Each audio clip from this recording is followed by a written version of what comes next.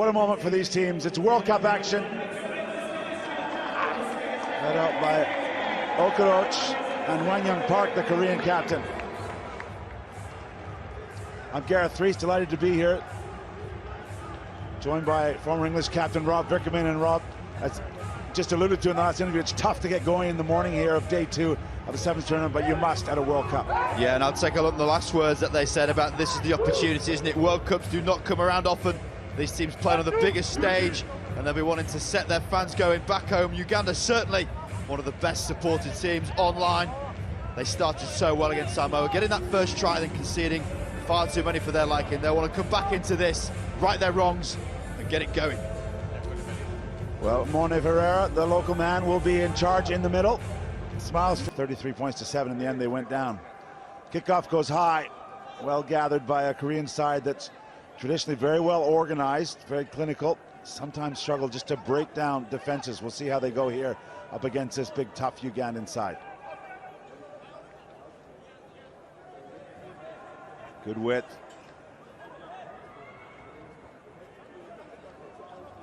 Good hard running there.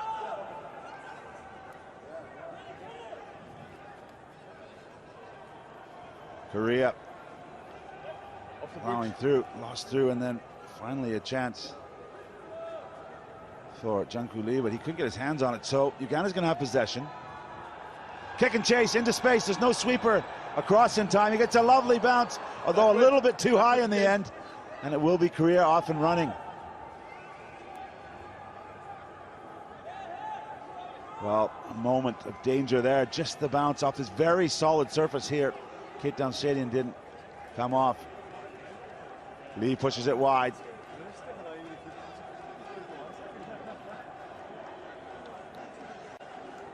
Kim looking for the slow ball, and that's Sengduk Choi. It takes 2 Ugandans to bring him down. Half gap there. Doesn't come off for Hunsu Kim. Just over the halfway line now. A very patient build-up from the Koreans. That one's been spilled forward. Advantage to Uganda. And they like this disrupted ball. Korean defense isn't in place. Good offloading out of the tackle. Kick and chase. There. Oh, doesn't get the second bounce for the second time today. Now he's won it back. Aaron Ofoiruth pushes it wide. First try is going to go to the big Ugandan. And that is Philippe Wokoroch. Nice moment for Uganda to get off in this one. Well, just shows how dangerous they can be with that transition of play from defence to attack. Uganda already probing deep field with these kicks. Saw it first with Wokoroch, not quite coming up for a foil that time. But then he gets the ball back, fortuitously finds the space out on the right. And of course, if you give the number 5 for Uganda the ball, it is a matter of time before Philip Wokoroch gets over the line. We're disappointed not to kick on yesterday. Today, a new day. Yeah, great celebrations here. Forruth did well. A little bit of basketball to intercept the pass. The extra attempt by the try scorer just falls short. But it's party time here. Oh, they're feeling the rhythm. The height from a forward's kick is going to be so pivotal to them getting this ball back. It was up there for so long, no one could get it. Korea having to regroup. Oh, and the slip. And we've seen a lot of that. Virtually all the teams. Oh, and breaking right through the middle. Missed tackle. That's Jae Yu, 29-year-old. 9 a.m. here in Cape Town on a fairly overcast morning for the moment. I'm sure the sun will be beaming out as it was yesterday. And there's a penalty one for Uganda at the breakdown. It's really good stuff. Targeting the ball, staying strong, and forward gets to go now. There's a real confidence about this team. They've been on the field quite a bit. That one goes forward out of the hand. There'll be no advantage. Team that's been on the field quite a bit lately. 7th in the Challenger Cup and 8th in the Commonwealth Games. And how exciting were they? Everything you want to see on the Sevens field. The Uganda chance. Remember back. How about that? Desire Yero, who was wearing number 8, finished the game, ended up DJing. That's multitasking at its best. The modern rugby player. That one's knocked out of the hands of Wang Min Kim. Ooh, another jump tackle. This could be trouble. Referee's gonna have a little chat here and maybe a card. Let's listen in. I don't know if that was an Afrikaans, but I think he took him above level. Rob, what's your take here? Yeah, beyond horizontal is saying it's a real adjustment for players who traditionally that would have been considered a bit of a good tackle. You know, you'd say you hit him hard, but as soon as you go past that horizontal, that's when you're in trouble. So Casito will spend 2 minutes in the sin bin. If you're new to sevens, that's 7-minute halves, but 2 minutes. I mean, we're talking a couple of degrees over horizontal. Yeah, the responsibility of the tackler is to put that player down safely, which is kind of ironic when you figure out what they're being coached to do. Good take off the top from Hunsu Kim. Now the attack builds. Of course, a one-man advantage for the men in white. That's Korea up against Uganda. Uganda have the early lead. Korea, presumably, Rob, you'd like to see them play with width here to capitalize on that advantage. Exactly that. They've got a couple of key playmakers to the middle, need to find these gaps now. 3 defenders committed.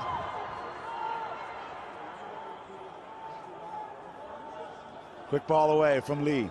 Now they've got numbers, good hands, but it's not gathered. Wonderful athleticism from Jae-Yok Yu. But now it's Uganda's time to sort of suck some time off this clock. Look at them even backing up. They love the offload, but a couple of rucks wouldn't go amiss here just to keep that time going. And the Korean arriving player not holding his own weight. Plenty of space in behind as well. Korea with a man advantage, no sweeper though. Oh, there's the fend, but sticking with it, good defense. And a foot's in touch, I believe. Shame, but a really good cover tackle there from Yang Huang Chang, the 28-year-old. He's only 5'7", but he did his work there and made the tackle. He's hugging the touchline. Walkerat's trying to just keep that ball alive. The right foot goes over the chalk. It'd be frustrating. I did think they'd kick it long. Plenty of space in behind now. Korea with the man advantage. For this last play, going to look to try and make the most of it. They put the extra set of hands as the hooker wraps around. Now there's a 2-on-1 for the moment, but again, a poor pass negates the advantage they created. Good help in defense there. And there's Chang again. He's got it in the right arm.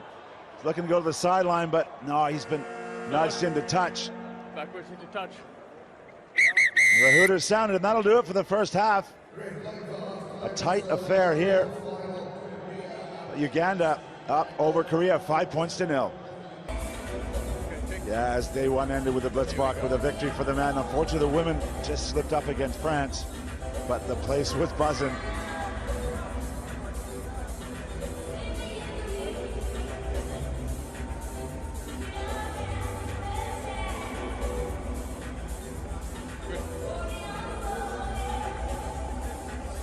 Here we go, and it will be Namuk Kim get us underway with the restart. His left boot goes low and flat, a well-weighted kick, but not able to be gathered by Changju Kim. So the Koreans looking to their bench.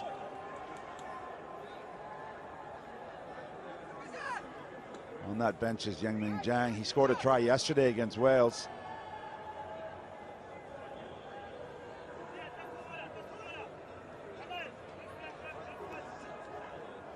Good solid line out.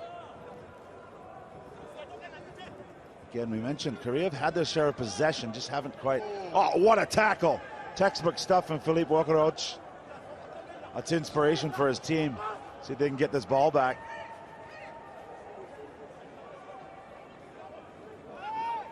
Again, the Ugandan physical presence, good, solid defense. The kick doesn't come up. Oh, sublime footwork. Awesome work from Aaron Foyroth. They're trying to kick again. Again, no sweeper in place. If he gets a bounce here, he's away. Once again, it just goes a little high. Really hard surface here, of course. Cape Town Stadium, the home of the FIFA Soccer World Cup in 2010. So 2 or 3 occasions, the bounce not kind for the Koreans, but more loose ball gathered this time. Casito gets a foot to it. Got it. Yeah, and Casito's won the penalty for his team. That was brilliant steal. Fast action. Imnyani looking to keep this tempo going. Ugandans back to full strength. Yeah, coming back off his right foot, high stepping. Was Kenya. My fault. They're going to go back for the advantage. Yeah, that was a bad hit. We saw one yesterday in the Fiji game. It's a late charge with no arm wrap, and it was right on his shoulder. And that can be so painful because as soon as you pass, you relax your body a bit. He is a star player. Philip Walker actually needs to try and get through this if he can. It's a bit of a cheap shot. As the ball was passed, the charge comes in late, and it's the top of his elbow. Yeah. That, I mean, that can dislocate shoulders. Yeah, that could be a red card too, because there's intent there, right? There's absolutely no way he's keeping that ball. He's defending against a dummy. Look at this energy, how good. They go all day. So, Ugandan attack. Casito gets it wide. Oh, good bosh there. Well, what a response to a possible cheap shot. Just drop his shoulder and give him some. Great work from Norbert Okenye. Get a little bit more aggressive and just go route one. Norbert Okenye, see you later. That is a bump. Sit down. What a carry.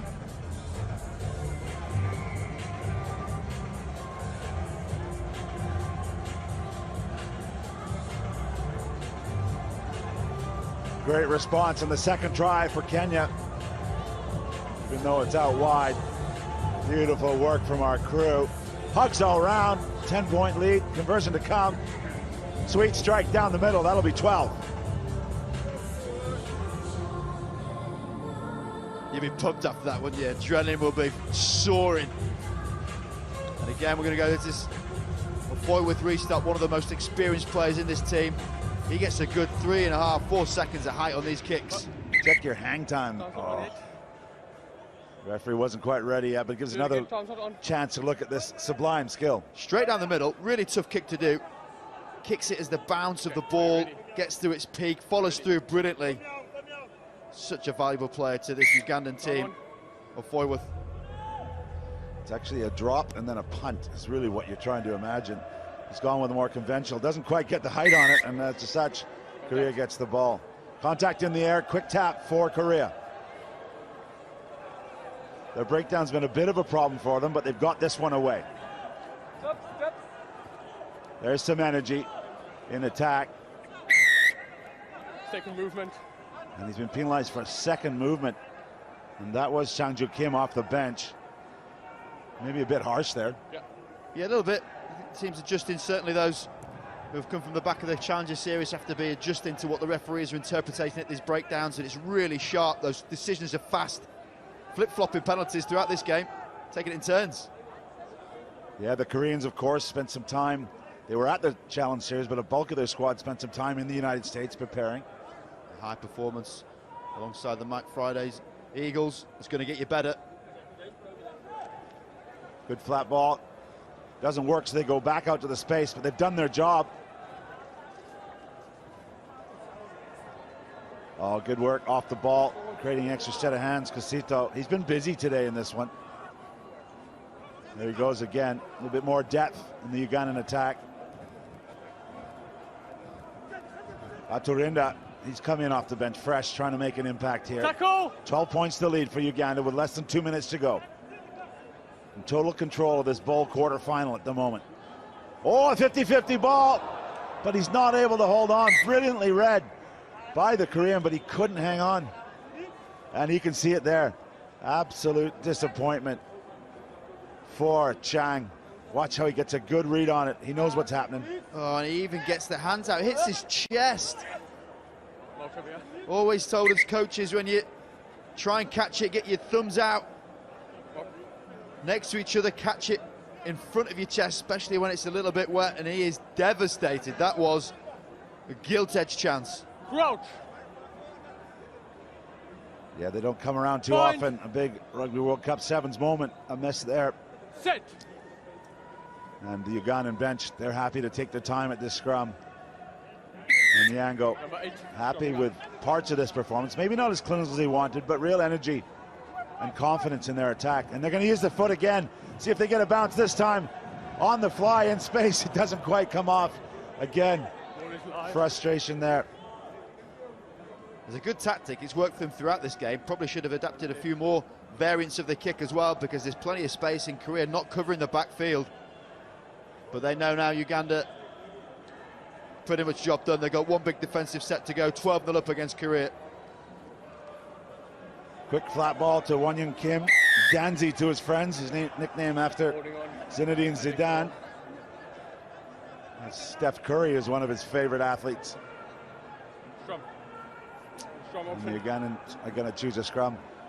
And as we see the party go on, great weekend for Ugandan rugby last week. The Rujamba Sevens, where a lot of these players' clubs were at it. It was Cobbs versus Heathens, and Cobbs got the win, but it speaks to the presence of Sevens rugby in Uganda. It really does. It's grown brilliantly.